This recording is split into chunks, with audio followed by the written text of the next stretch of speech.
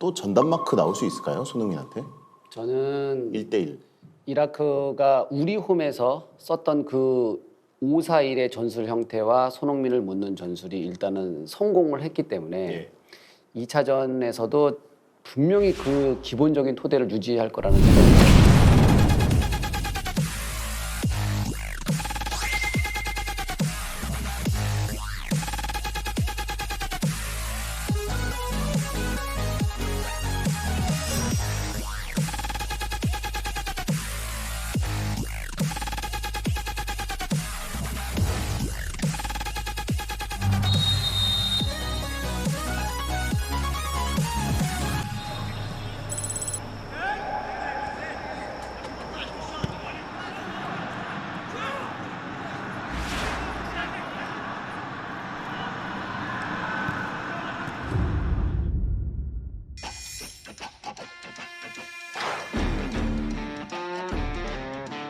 계속 저 21번 셰르코 카림 선수가 손흥민한테 완전히 옛날 표현으로 철거머리 마크, 그림자 수비.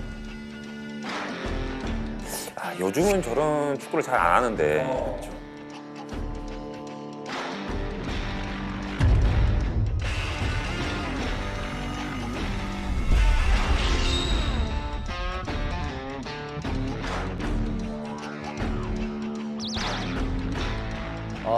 사실은 어떤 한 선수를 막는 걸 요즘은 잘 안 하는데 그렇죠. 만약에 그 한 선수가 그 팀의 전력의 뭐 40% 혹은 그 50% 정도를 차지하고 있다라고 한다면 그 옛날의 기억을 불러서 한번 시도해 볼 만한 그런 전술이죠. 손흥민의 어떤 존재감은 엄청나니까. 그럼 아드보카트 감독이 우리 팀을 그렇게 본 거예요? 지금 상태에서는 뭐 손흥민을 막으면 아마도 대한민국 팀의 전력의 40~50%는 막을 수 있다. 일단 지워버리면 그렇게 생각했을 수 있을 것 같아요. 충분히.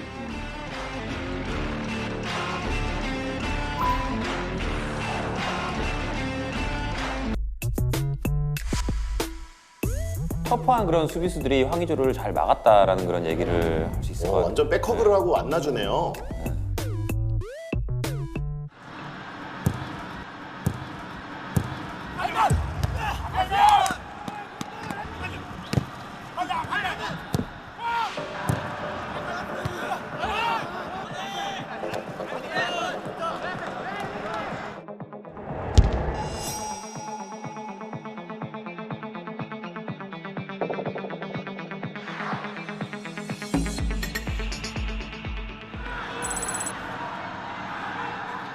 그리고 약간 또 신경전도 한 게 저렇게 코너킥 할 때 거리가 좀 너무 가까운 거 아니냐. 손흥민 선수도 이제 주심한테 어필도 하고 그랬어요.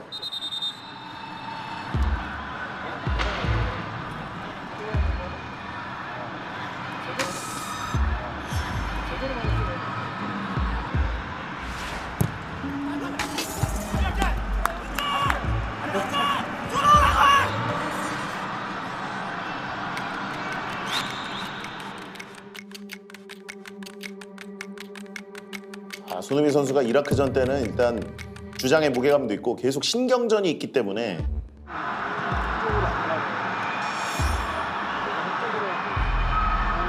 어우 이거 위험했습니다.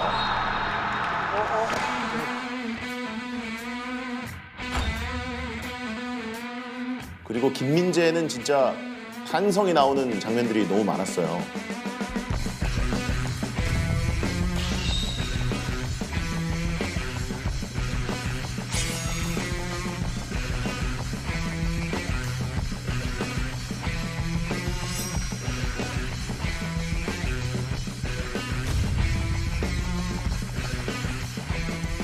Nothing's a color across the desert, nothing's alive. What does the blacktop know that I have not cracked with my mind? Nothing's a color gray as the 김민재 선수도 이제 처음 유럽 진출한 거니까 시차 적응하고 뭐 이런 걸 이번에 처음 대표팀에서 경험해 본 거죠. 사실 이라크전은 이제 첫 경기였기 때문에 전반전 내내 확실히 이제 해외에서 온 선수들이 경기장 플레이 안에서 피로감이 느껴질 정도로 약간 좀 어려워했었어요.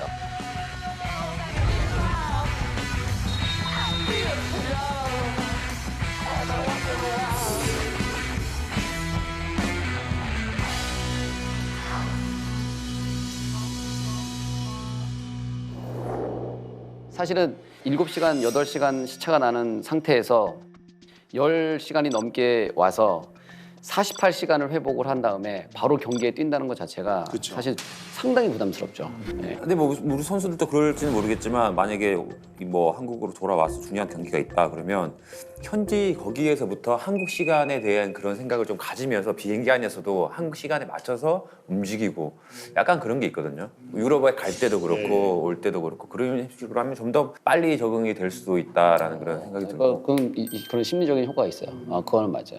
그렇다 하더라도 이제 더 큰 문제는 유럽에서 11시간, 12시간을 타고 한국에 와요. 이틀을 쉬고 48시간을 쉬고 경기를 해요. 그리고 나서 문제는 다시 12시간을 타고 다시 맞아요. 유럽으로 가요. 거기서 또다시 하루나 이틀을 쉬고 또다시 경기를 한다는 맞아요. 거예요. 그러면은 아예 그냥 몸이 붕 떠 있는 상태가 돼요.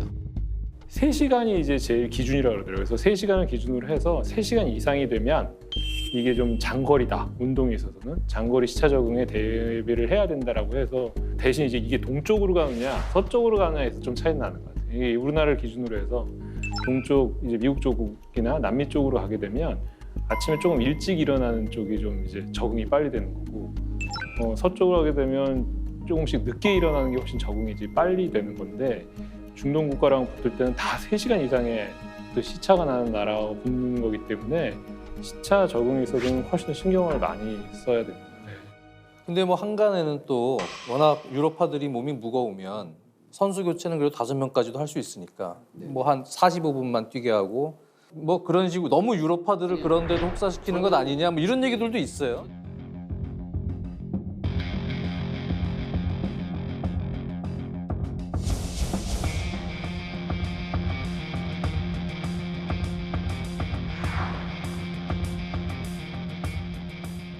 너무 유럽파들을 아니에요. 그런 데도 혹사시키는 것 저는- 아니냐 뭐 이런 얘기들도 있어요. 저는 그 이론이 이론적으로는 상당히 이상적이에요. 와서 선수들에게 5, 6일 지난 다음에 뛰고 아주 이상적이죠. 그다음에 기존에 있는 한국 선수들을 출전시켜서 정상적인 상태로 나가자. 너무 좋은 얘기인데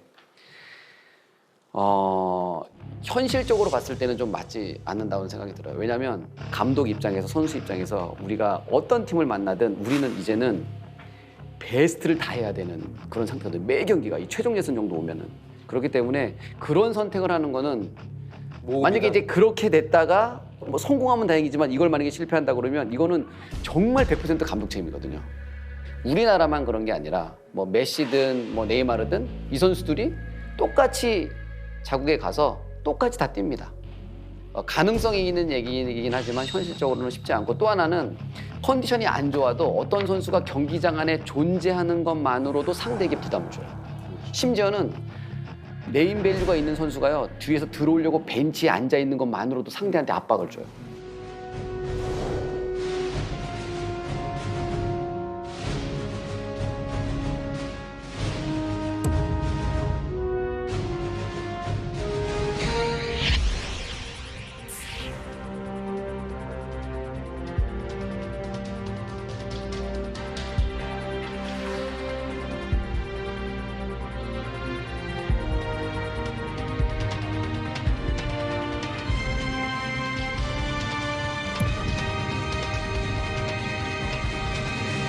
그런 심리적인 효과도 있기 때문에 저는 이 부분에 있어서는 감독의 의견을 충분히 존중할 수밖에 없겠다라는 생각이 듭니다. 개인적으로. 예.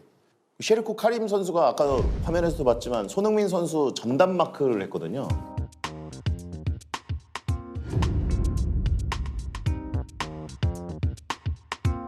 그래서 계속 따라다니고.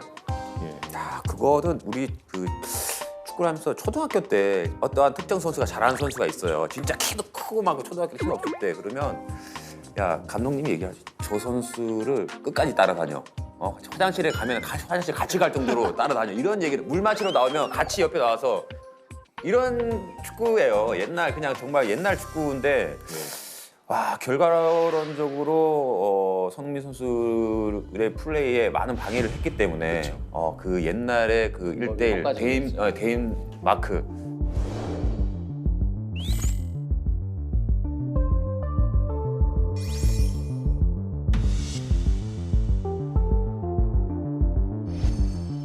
1대1 맨투맨 수비 이게 성공을 했다. 우리는 그거에 대해서 생각을 못하고 이제 나갔기 때문에 정말 당할 수밖에 없는 그런.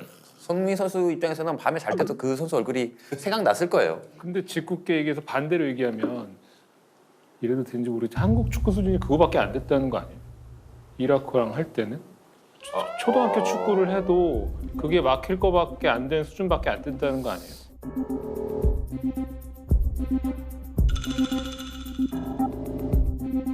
그냥 축구 팬으로서는 그런 의심도 가끔 해보거든요. 충분히 그런 의심을 들 수 있어요. 근데 그 경기에서는 우리가 충분히 이라크를 공략하지 못했으니까 그 논리가 맞을 수도 네, 있어요. 네. 그런데 그렇다고 해서 우리 수준이 이라크 수준인가? 이건 다른 얘기죠. 이걸 이제 뒤집으면 어떻게 되냐면 우리가 독일을 2대0으로 이겼잖아요. 네. 그러면 독일은 이제 여러 가지 얘기를 할 수 있어요. 야, 어떻게 우리가 한국한테 2대0으로 지냐. 그런데 그 누구도 독일한테 니들이 한국 수준이다. 한국한테 2대0 나는 수준. 이렇게 얘기하진 않거든요.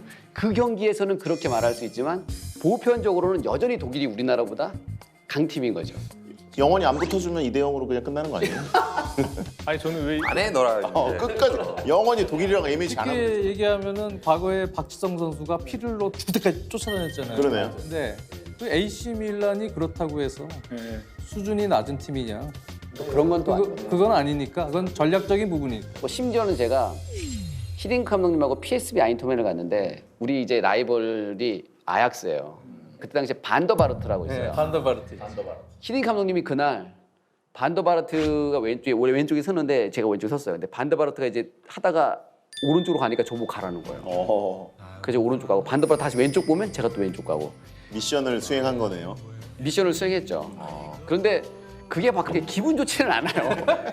너도 공 차지 마라 이거거든. 네, 그거거든요. 그 사람만 네. 쫓아다녀. 이 사람 못하게 하는 것밖에 못 하는 거예요. 그거밖에 못 하는 거예요. 왜냐면 공격을 나가면 안 되니까. 근데 사실 저는 공격도 하고 오버랩도 하고 하고. 싶었거든요. 예.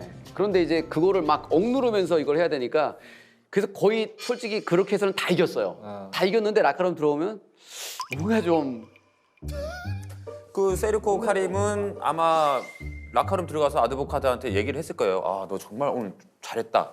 라고 얘기를 했을 거예요. 그러면 선수들은 이제 감독의 자기를 인정해 주는 거잖아요. 그 말 한마디에 내가 뭐 그런 생각은 없어지는 거예요. 내 이 사람이 믿고 신임을 맡겨주면 보답했다. 수행했으니까. 그걸로 이제 끝나는 거죠. 또 전담 마크 나올 수 있을까요, 손흥민한테? 저는 1대1. 이라크가 우리 홈에서 썼던 그 5-4-1의 전술 형태와 손흥민을 묻는 전술이 일단은 성공을 했기 때문에 예. 2차전에서도 분명히 그 기본적인 토대를 유지할 거라는 생각이 들어요. 그런데 한번 좀 경기 전체를 리마인드를 해보면 우리가 지난 1차전에서 0대0으로 비겨서 불만족스러웠는데 그러면 기회는 아예 없었냐? 그건 아니거든요. 아까도 봤지만 완벽한 정말 그냥 밀어넣으면 되는 기회가 2-3번의 기회는 있었어요. 거기서 우리가 골을 넣었더라면 분위기는 완전히 다른 방향으로 갔을 거예요. 그래서 여기서 우리가 0대0으로 비겼기 때문에 뭐 엄청난 변화를 줄 필요는 없겠다. 다만 상대가 공간을 안 주려고 작정하고 있는 팀에게 공간을 만들기는 상당히 쉽지가 않아요. 그럴 때에는 과감하게 1대1 드리블을 해서 파울을 유도해내서 코너킥이나 세트피스 상황을 만들어서 코너킥이나 세트피스 상황에서 득점을 하려는 노력을 하게 된다면 골을 터뜨릴 수 있는 방법으로 우리가 가져갈 수 있기 때문에 그런 몇 가지를 좀 하면 좋을 것 같고 또 이라크 원정에서 좀 이겨가지고 홈에서 아쉬웠던 게 좀 상쇄됐으면 좋겠습니다.